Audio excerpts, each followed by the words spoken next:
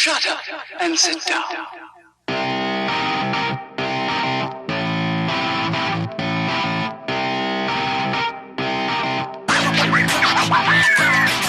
What's going on, guys? This is the MMA Complex. My name is Josh. And I'm James. We're back. Brand new episode. What's going on, man? How's everything? Not much, man. It's a Friday afternoon. It's fucking hot outside. Yeah. It's so humid. Yeah, it's like freaking. It feels like someone's putting a blanket over your head and like stepping on you. It's nasty outside. It's disgusting. Mosquitoes everywhere. I'm getting bit like up all the time. Anytime I go outside, there's mosquitoes, and inside it's like I killed like 4, 5, 6 of them this past couple of days. Yeah, my girlfriend tells us she has like a wasp nest outside. Yeah, I got one outside too. I'm always taking them down or killing them. They're always fucking crazy. Yeah. Oh, and those guys are savages. They are. Damn. There's one right now that just outside over here. Well, you have fruit trees, so I'm sure you attract some crazy insects. A lot of fruit trees, a lot of spiders, a lot of bees, like honeybees will go on some of the trees outside. A lot of wasps.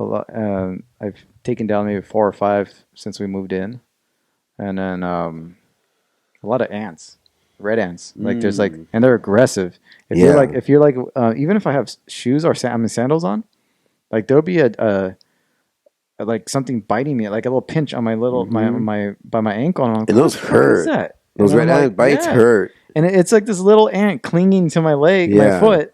And he's just biting me. And I'm like, what the? Damn. And it's dangerous because like you have a son that's young. He likes to go outside. So when I take him outside, he has his shoes on.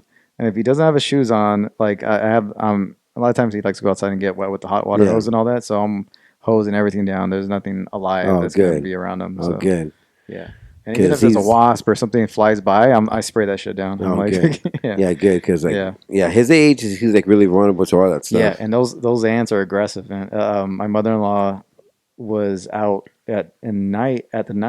She was out here in the garden area, and then she was doing something with the plants, and she was put her hand in to move the soil around or something like that in one of the beds over here, and then she got bit up all on her forearm. No, but she couldn't see him because it was at night, and she didn't know what was going on. And I told her, "You got bit up by those ants," because when they bit me for just a quick second, it's like it welts up a little bit. Jesus, she had a bunch of them the next day, just all up on her arm. Yeah, those red ants are fucking savages. Aggressive, dude. Ants are crazy. Like the whole species is insane. There's tons of them. They're all underground, but there's so many. That's crazy. Bad. What else? What you been up to? Nothing. I bought Manscaped 3.0 with lawnmower. Shaving those balls. Those guys, for our guy listeners that has a gym going down there and you want to like feel good about yourself, that shit works fucking awesome. Yeah. You can fucking shave your asshole and everything. It's all good. Like you don't get nicked. Just be careful. It works. I think it's worth the money. Yeah. It's kind of pricey, but it's worth it. Yeah. It has like a little flashlight to guide you through the jungle. It's fucking awesome. I shave my nuts maybe every couple of months. I mean, you really need to do it all the time. You don't need to do it all the time. No. And this one's cool. Like you can do your body, like any part of your body. I used to use a razor at one point, but I stopped. That was a short while. The razor. Razors are so dangerous. Yeah. Oh man. Especially down there. And you bleed for forever. And then sometimes it leaves like these little like. I don't know what they are. Like little like growth bumps. Things. Yeah, it's weird. It's not like your hair follicles or anything like that. It's not like they welt up. It's not just that, or like a goosebump type of feel. Mm-hmm. No, it's like it leaves like these little. For me at least, it left like these little like. I don't know, these tiny like I don't know how to explain it. Like little bumps. Yeah, almost. But it was weird. No, it's dangerous too because like if you don't do it the right way, you can create like ingrown hairs, and those things are fucking painful as fuck. Yeah, they are. So if you want, like, you can do what you do and just do like a regular shaver. Yeah. I just got the Manscaped just because I heard such good things about it, so I want to try it out for myself. And they like sponsor every podcast except ours. Yeah. And shit. So it's fucking advertising fucking work, man. That guy suckered in right away. But yeah, I love it, dude. Yeah, it's fucking awesome. Well, hearing like some of the podcasts like Tushy or like like on Rogan's or Diaz, they'll talk about Tushy. It made me want to try out a bidet. So I didn't go with Tushy, but I ended up buying a bidet, and it's awesome, man. They're awesome. Yeah, at work I bought like wipes. Yeah. So I have one pack of wipes at home, and then one in my locker at work. Yeah. Because I refuse to use toilet paper. Toilet paper, you know what? It's annoying to have to use toilet paper now. Yeah. Since we moved in, I couldn't find what I did with one of the bidets. One of the bidets got lost in the move. It's probably somewhere in the garage. I don't know where it's at, and the other one's in one of the rooms. But, but yeah, it's they're freaking awesome. They're you haven't used one yet? Well, at your house I did. Yeah. Okay, good. But if you don't have a bidet, I think wipes is the second best thing to do. Wipes is the second best thing. Yeah. I love the wipes. Yeah. So I use that. I buy like a 4-pack. I have a 2-pack at home, 2-pack at work.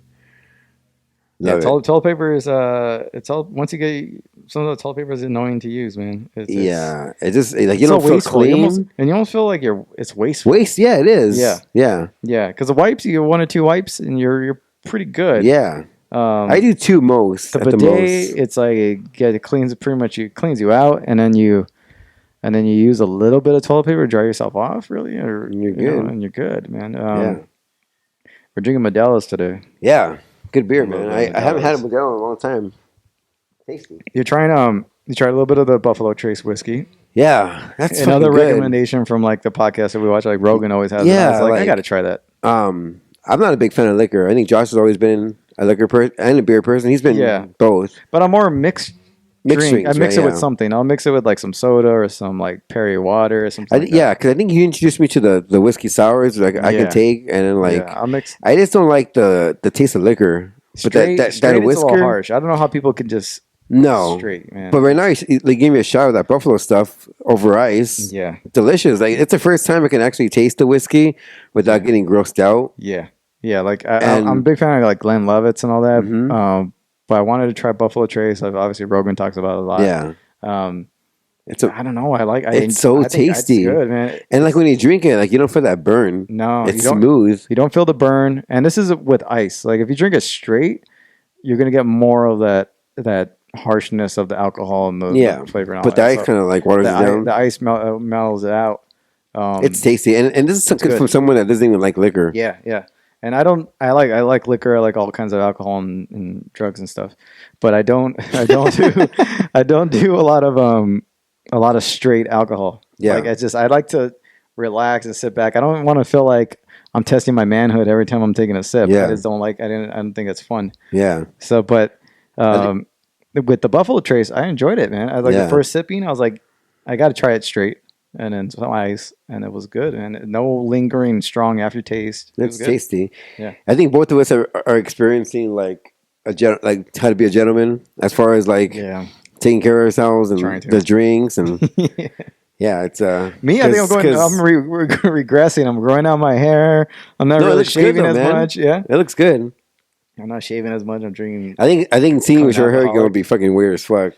It fits you well. Seeing some of our old like videos or photos or whatever, and me with short hair, it's weird. It's a little weird. I'm like I kind of don't mind if I went back to it. I wouldn't mind if I went back to it and put it all off.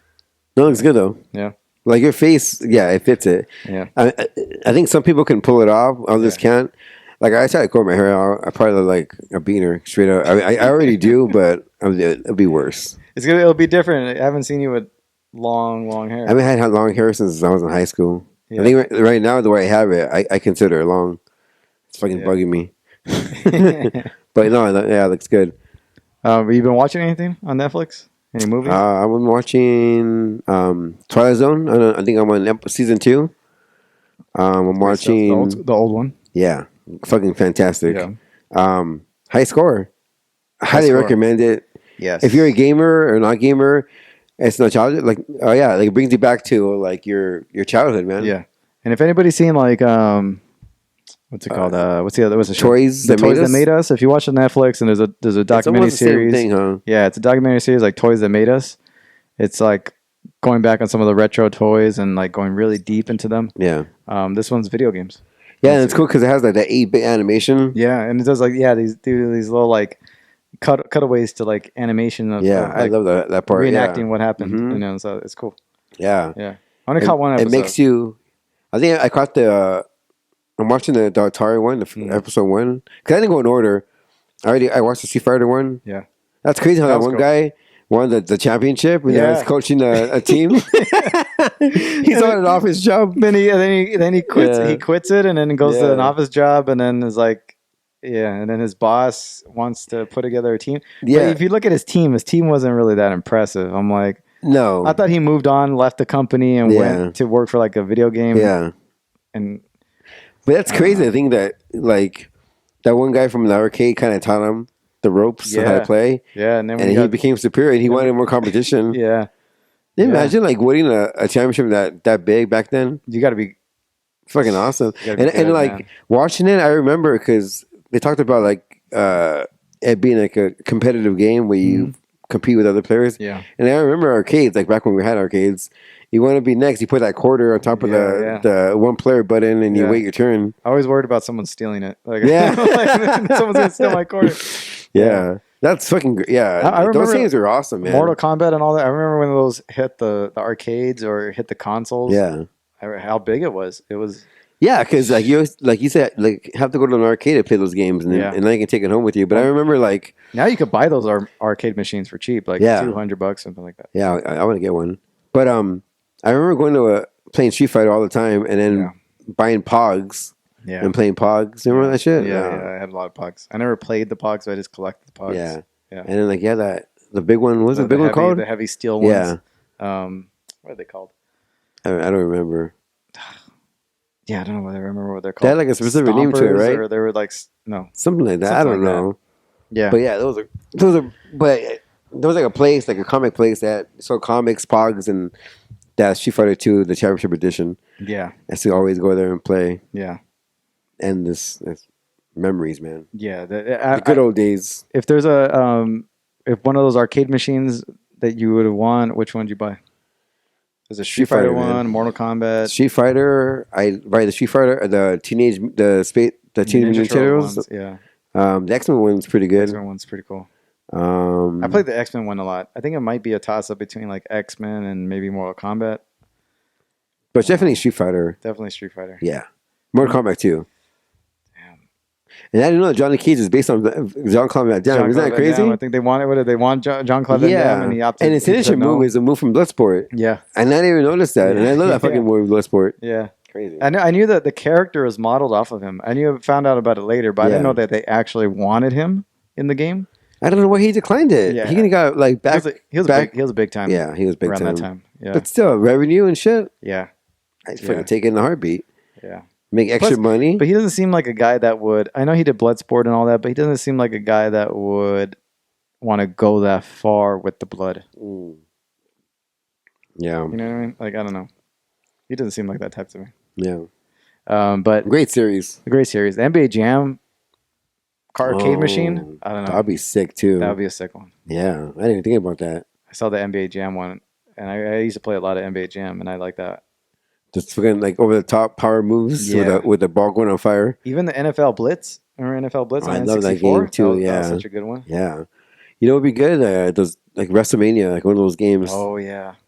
If WWE should come out with one. Yeah. No, they need to. They need to. They should. And bring back the ice cream. Yeah. What was it?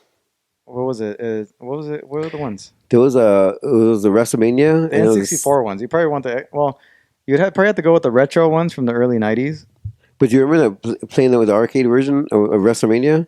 Yeah. It was like a couple matches and that's it. Because they had one that was the really good one was the one that they almost had like these finishing moves and powers, right? Mm-hmm. Yeah, and like you can pick either from Saturday night main event, or you can pick from like SummerSlam or WrestleMania. And they're almost like it was almost like I forgot the name of the game. Was it WrestleMania? I think it was. Yeah, it was. They Superstars. They were almost photorealistic, like Mortal Kombat. Yeah, and they had like Bret Hart, another one that's kind of cartoonish. Yeah, there was another one that's cartoonish. That was a good one too. And the N64 ones are great. Even the WCW versus NWO was great. That was probably the best wrestling game. Yeah, in my opinion. My favorite was probably the PlayStation and the early 2000 ones, the SmackDown ones. The SmackDown was fucking great from PS. Yeah. SmackDown, Here Comes the Pain. Yeah. And then SmackDown versus Raw. Yeah. Those three, I think, oh man, those are so good. Yeah. So fun to play. Mm-hmm. and then the character, like you were able to customize the characters. Yeah. And create like these weird, crazy characters With your own like Titantron. Yeah, your own Titantron, finishing moves, Yeah. everything. Call it whatever you want. Mm-hmm. It was so good. Good times, man. Good So times. Yeah, those are good. Yeah, great series though. Yeah, great series. Yeah. Highly recommend it. What is it called? High Score. High Score. Netflix. Check it out. It's a limited series, so you gotta check it out before they take it away. I've been watching the Watchmen series on HBO. It's good. I've been watching Narcos again. Narcos Mexico. Watching what's it called? Narcos Mexico. What was the other one I just said? Watchmen. Watchmen, yeah. A couple movies. Been playing a lot of FIFA. And FIFA 2019 because I'm like, why am I gonna get 2020 or 2021? I'm like, I don't know. And I'm not good with a lot of those games, but I'm getting better. I'm getting pretty good. I'm mid-level, so I'm playing those. I'm trying to get pretty decent. Okay. So it's fun. I'm watching the Housewives of Beverly Hills. Yeah? I'm on season 2. Great series. Fucking great series. Yeah, I wanted to start watching Narcos like from the beginning, like the Pablo Escobar one, and go to the Cali Cartel. I might do that. Yeah.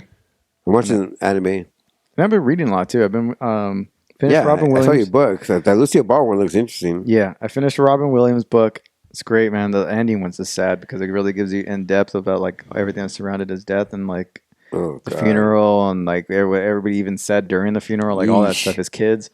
Oh, it was so bad. That was a good book.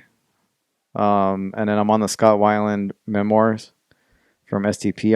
I'm reading that. That one's like short and sweet. I'm probably get through that one pretty quick. Probably maybe early next week. Well, once you finish the Lucille Ball, maybe you can swap. I'll read my Bret Hart because the Bret Hart one's a good read. Yeah, it's so far it's my favorite wrestling book. Just because Bret Hart, he did write for the Calgary Sun. He had his own article, so he's a good writer. Yeah, that's a good book. So this one, I wanted to get this one because this one's in her own words. Yeah, she had a lot of to do with this one. Whereas the others are just written about her. Yeah. I did hear my brother-in-law Javi. He was saying that there's another book that kind of talks more about the show and the relationships with the other cast members and everything that surrounded all that stuff in the company. And all that. Yeah. And all the like. I want to get the juicy gossip. Like, basically, the juicy gossip. That's the whole book. It was tell-all. Lucy's tell-all. It was a tell-all. Yeah. He said that one's really good. I wasn't sure if this one was going to be as she was going to expose herself as much as she should. Mm-hmm. But I wanted to get her take on it, so that's why I got this book. And you do the other one. I wanted to just know about her. Yeah, let me know. Because I know a lot of the gossip. Like, what's up, books? What's up, Bret Hart? And then like I still want to get Jim Ross's book because other wrestlers and other people in the company in the business had said nothing but great things about it. It's called Under the Black Hat. Under the Black Hat. And he's right on Amazon. Like he can, I think Jim Ross would write anything you want on. He'll sign it and write pretty much anything you want. Yeah. So that's kind of cool. That's a good one. What else? Yeah, the Lucy one I want to get to. I have one on Walt Disney. I don't know. I like these people that are. I don't know why I singled those people out. Maybe because they always interested in me and always kind of, I don't know. They're also like major. They're like iconic in CEOs some way. in their companies. I mean, those people that you just mentioned influence culture. Because I have one with Jerry Weintraub, who was like this concert promoter, movie producer, and he always interested in me. I don't know why. So I got his book. He wrote it before he left. He left the earth. Yeah, he died. And then then I got Scott Wyland, because I just always loved STP and I always liked Scott Wyland. So the book, and then Lucy, I always wanted Lucy. I don't know, just that interests me. I wanted Walt Disney. I've always been a big fan of Walt Disney and always interested in the guy. The Disney Plus documentary series is great. Yeah, they're the Imaginary World. But their documentaries that they have on there, oh man, they're so good. Yeah. Some of them, they highlight a lot of those people behind the scenes. Robin Williams. I want to get the Elton John book, and I probably wouldn't mind trying Dirt in the Motley Crue one. I always heard that one's a really good one. Yeah, I want to see the movie. I still haven't got around to seeing it. I heard the book's crazy. Like just the stories in it. Like it's crazy. I don't know how much the movie talks about it, but yeah. Let's get to some fights. Yeah. Yeah. All right. So in terms of fights, last weekend we had one of the biggest events of the summer, of the year, as in terms of its importance in the history books. Yeah. Miocic versus Cormier 3 was last weekend. Card overall was pretty decent. Top 2. Yeah, you had Merab Tavalishi defeating John Dodson as a back and forth. Daniel Pineda defeating Herbert Burns. I'm sorry. Rosenstreich defeating Junior Dos Santos, which is felt bad for Junior dropping 3 in a row. Probably came in the best shape of his life there. You have Marlon Vera defeating Sean O'Malley in a very weird ending, I guess, in a sense. Very weird, yeah. I mean, a lot of people were attributing it to maybe an injury for I don't know. It was weird because I was in and out of the fight in terms of watching it, but me too. Marlon Vera landed a couple low kicks, and then at some point in the fight, O'Malley's leg kind of buckles, and then Marlon Vera kind of picks up with the low kicks, and then sends him to the mat, and then kind of finishes him off with some strikes, but he wasn't necessarily out. Yeah, and after the fight's over, he's clutching his knee. People attribute it to Vera still won because he caused the damage in a sense. But it was kind of a weird ending to a big hype fight. Yeah, I mean, it was like a freak accident. Yeah, and I mean, for Sean, I think he's gonna blame that more than him defeating. Yeah, it's almost like he defeated himself. Almost. Yeah, and he's not really holding back. He's saying that he lost to a journeyman. It's weird. He's like, I should have lost to somebody that I felt like I shouldn't have lost to, and this and that. So I don't know. Yeah. I mean, it was a weird fight. A lot of people are celebrating his demise. Like people are. They don't. They like to see character. They like to see people lose. Yeah. They like to see people lose. It's sad. So I think Sean O'Malley will bounce back. They say he fights before the end of the year. I wouldn't mind them rerunning this back. Me neither. I hope they do. Yeah, to get a definitive. If you're looking finish. at Marlon, he's probably going to look to move past Sean O'Malley. But I hope at some point they cross paths again. Yeah, but I hope they turn. They should. I say they redo it before the end of the year. Why not? They should. What else did they got going on? So it's unfortunate to see that Sean O'Malley. I mean, I love both of these guys, but Marlon Vera, they all have great stories, and Marlon Vera especially. But someone's got to win, and unfortunately, Sean O'Malley lost. People are saying the hype train's over. I don't see it that way. I think he's just as a bump. He'll come back. He's going to obviously learn. He's the type to learn from fights. And I hope they run that one back. I wouldn't mind seeing it like a full-fledged kind of like fight between these two guys. Yeah. Stipe Miocic defeating Daniel Cormier via unanimous decision to retain his heavyweight title and cementing his legacy in the history books as the greatest heavyweight of all time. The fight overall, what are your thoughts, your takeaways? What do you think? I thought it was a competitive fight. I mean, DC and Stipe have a history of having great fights. Yeah. I mean, both guys brought it. I think DC looked great. I think he took him down and he tried to make that fight be interesting on the ground, but Stipe, happened to get back up. I think both guys eye poked each other. Yeah. I think Stipe is a little bit worse. Yeah, I believe so. Now, do I think that affects the fight? Maybe. Yeah. But I think at the end of the day, I think Stipe proved to be the better fighter out of the two.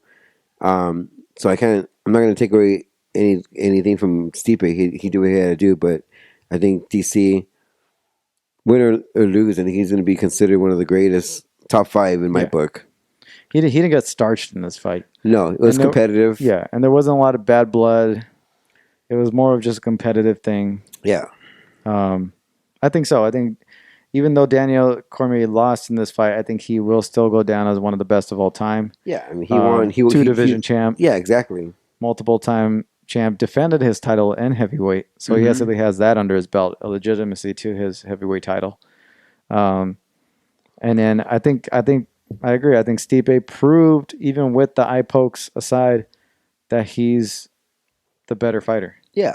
And I think people are saying, "Oh, I don't know why Cormier didn't go for takedowns or this and that." I think at this point in his career, his age, the weight class, the size of the guy who he's fighting, the caliber of fighter. Yeah. People forget it. The Stipe is a great wrestler. Stipe is a great wrestler, and he's not an easy guy to go against in 5 rounds. And I think Cormier considered that as like, I need to last all 5 rounds. And if I decide to wrestle this guy for 3 rounds, I'm gonna be done by the 4th. Do you remember in the second fight, DC attempted to take him down, and he stopped himself, saying that no, like, this guy can wrestle, so I'm not going to take him down. Yeah, and I don't want to. He was afraid of his gas tank, basically. I think at that weight. Yeah, people always forget, because Stipe uses his boxing so much. Yeah. People forget how good of a wrestler he really is, and he's big. He's a big, powerful, strong guy, and great. He's an all-around fighter. Great footwork, calm, great stand-up, all-around great fighter. Yeah, I mean, the guy, he fights best. Like under pressure and adversity, when he's like losing the fight. Yeah, like his ability to like step up and change game plans and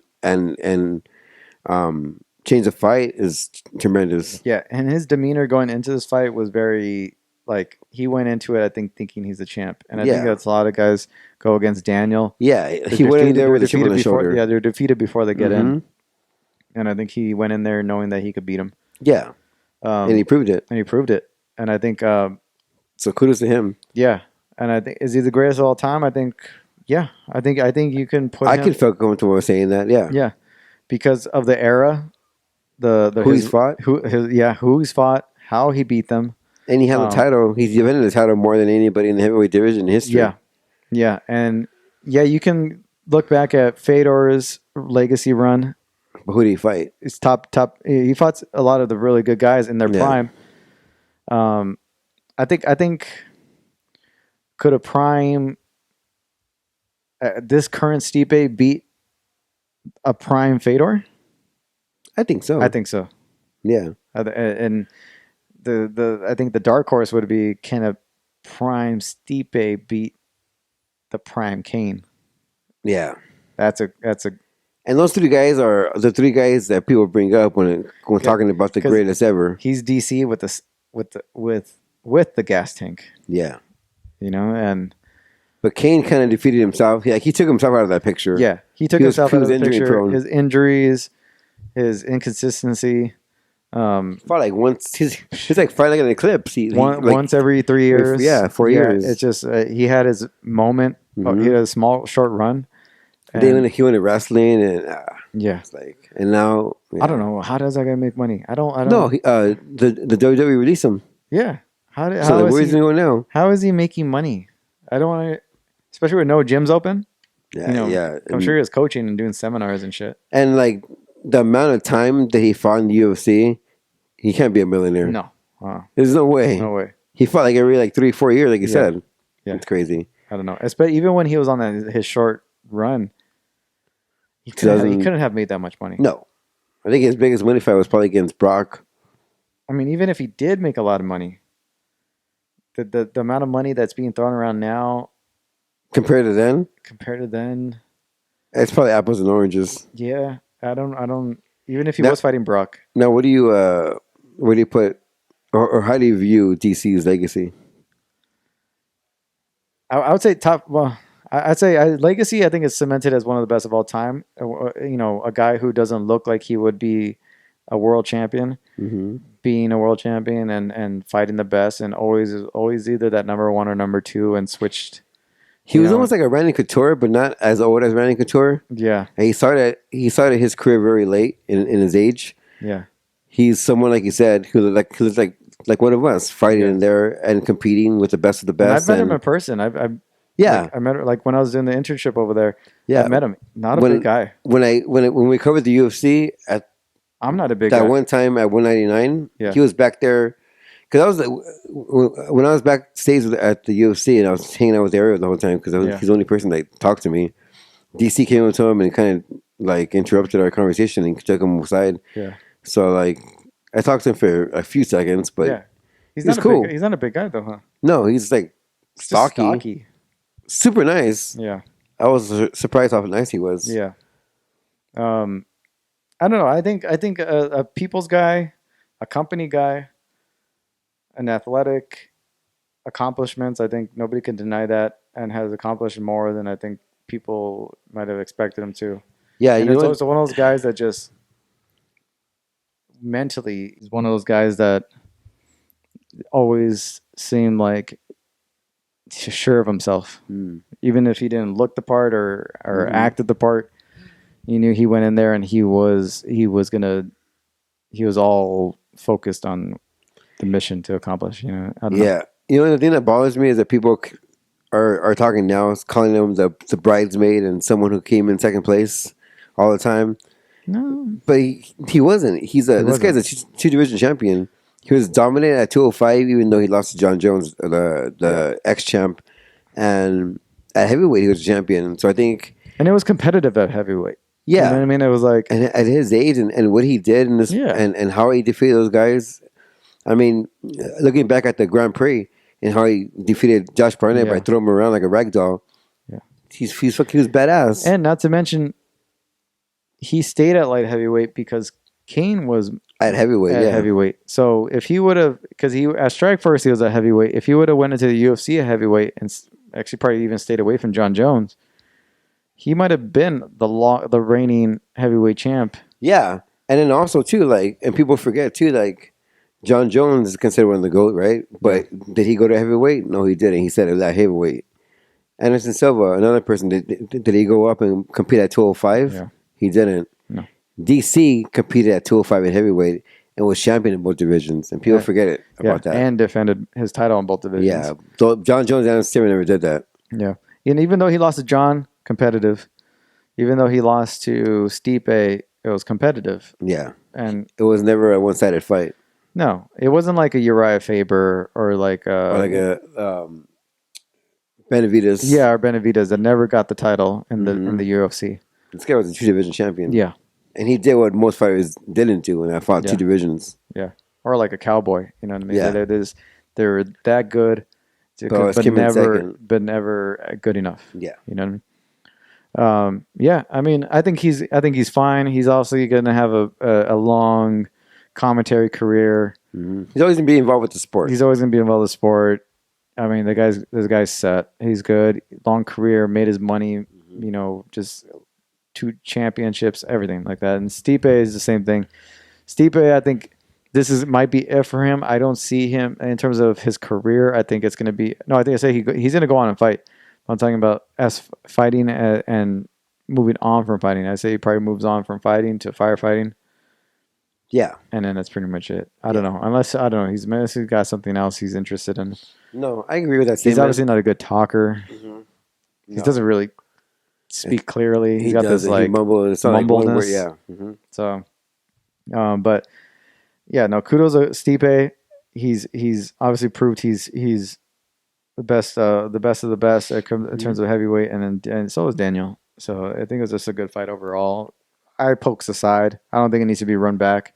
I think more people would have been disappointed if it was stopped early.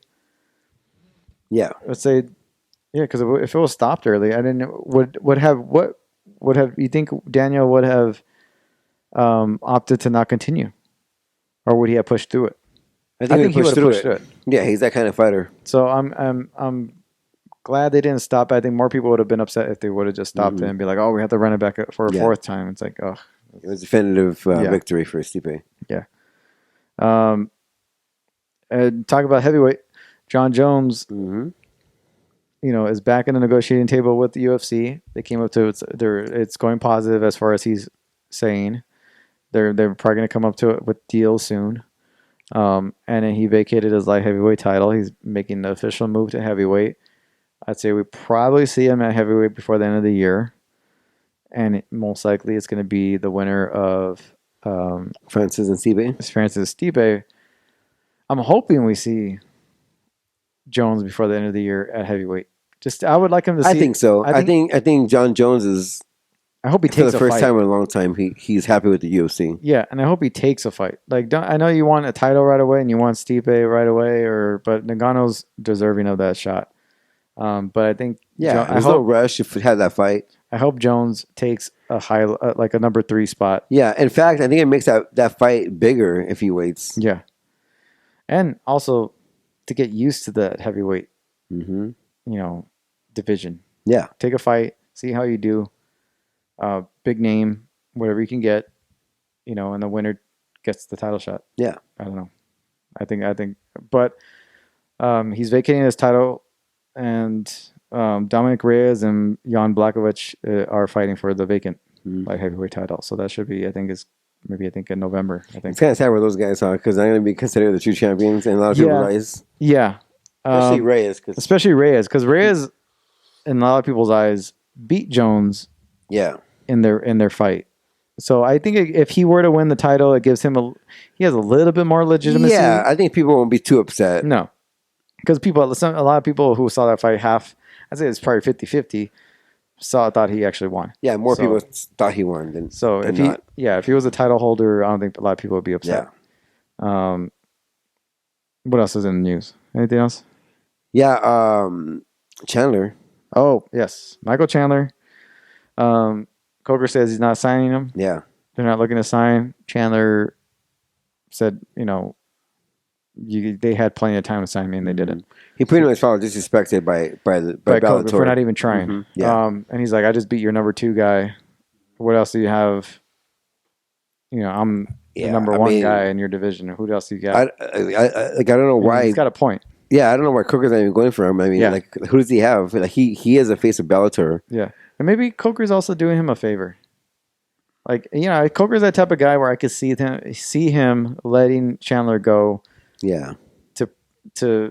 I hope that's the case. For the fighter's sake. Yeah, I mean, Chandler, he always says he's the best, but he hasn't proven himself. And I think he needs to, in his career, like Ben Askren in the UFC, and test himself because he's never really done that. And there's rumblings. He had opportunities to do it. There's rumblings of a possible matchup with Poirier when he gets in. Oh my god, that'd be great. Poirier's in the fucking. Because I think they're going at it a little bit on Twitter. Oh, Dustin! I picked Dustin that fight. Yeah, I don't know. It's gonna be interesting. Yeah. If I was Chandler, I mean, you might as well go shoot for the fences. Try to get. Yeah, and like. But you don't want to go out like Askren. He's way out. He's way more well rounded than Askren, though. Right, but. Yeah, shoot for the stars. I mean, this is your telling your career. Yeah. Make as much money as you can. Get exposed. Finally get exposed to the outside hardcores and get into the casual guys. And who knows? Yeah, we'll see what happens with them, man. All right, and this weekend, you have one championship which had their event last night while we're all sleeping. LFA is this weekend. Bellator is currently going on right now. And at the moment, we have... Who is fighting right now? Is it Perez? No, I think that fight's over. I'm not sure who won that fight. Well, Bellator prelims are going on right now. Yeah. So if you guys check that out on YouTube and on Paramount Network and DAZN, it's Bader versus Nemkov. That's tonight. So by the time you guys watch this, it's going to be probably over. And you have I think it's maybe Sydney Outlaw and Adam Piccolotti are fighting right now.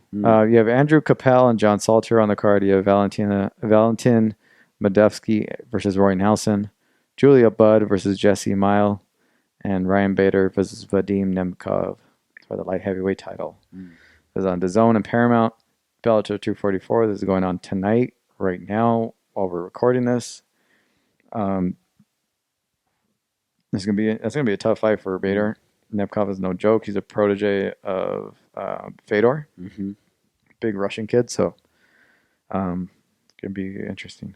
LFA again. LFA is from a Fight Pass. I think that is tonight also. And then you have tomorrow, August 22nd, there's ESPN UFC on ESPN 15, Munoz versus Edgar. Who do you have on the undercard? Cards... Yeah. The card is pretty rough, dude. Yeah, it's a rough one. But hopefully, They get like a I'm history. gonna watch it. It'll be fun. It'll be a fun fight. It most likely will be a fun card. Yeah. A lot of guys that want to prove themselves. But as far as name value, it's kind of Very. I mean, it's pretty thin. Very thin. Yeah. Very, very thin. Probably the thinnest of the summer. But yeah, Pedro Munoz and Frankie Edgar, which was rebooked. It's supposed to happen like what? Which card was on it? I think it was supposed to be I think it was the Lewis. like one of the biggest ones, right? Lewis and Olenek. I think it was the headliner for the. Yeah, Lewis it was up to Fight Island. I think it was the second night, right? The second night. Oh, you know, yeah, I think you're right. Yeah. Yeah, so that got rescheduled. I think Munoz tested positive for COVID, so they had to push it back. Edgar versus Munoz. I think Edgar's back. Is this 135? Yeah, his debut. Yeah, his debut, right? Very interesting. Munoz is a short, stocky, very powerful guy. Yeah, and Frankie Edgar's at his tail here in his career. Frankie's at the tail end of his career in a new division and gets hit. I'm picking Munoz. I'm picking Munoz. Yeah. Yeah. And Frankie Edgar's chin has always been suspect, but now even at his age, prime. At his age now, even more. Yeah. Yeah. And Munoz is no joke when it comes to power. I think Munoz stops him. Yeah, I think Munoz second round. Second round, yeah. Yeah. Second, third. I wouldn't even be surprised at first. No, I wouldn't. Yeah, I mean, because the way Frankie shoots in, and Frankie, especially early on, Frankie always is notorious for getting pretty beat up early on. Yeah, because he's short and he has to like go in himself, and he always puts himself at risk. Yeah. Poor Frankie. I don't know. Yeah, I don't see it going well for him. No. Ovensay Prue versus Alonzo Menfield is the co-main event. So that's this weekend. Those are your cards. Those are your fights. That's your news. This is our show. Thank you guys all for watching, listening. Let me give some shout outs real quick to a couple of our either listeners or the regions in which you guys are paying attention. Forgot to do it the last couple episodes. Our fans in Illinois, thank you guys. I love Chicago. Hometown Goose Island. Our UK fans and our Russian fans, thank you guys for listening. Our US fans, obviously, I love you guys. But shout outs to those areas and countries specifically. So, thank you guys all for listening, watching, comment, subscribe, hate us, love us, shout outs, suggestions, all that good and stuff. all that. So, thank you guys for watching, listening. Catch you guys on the next episode.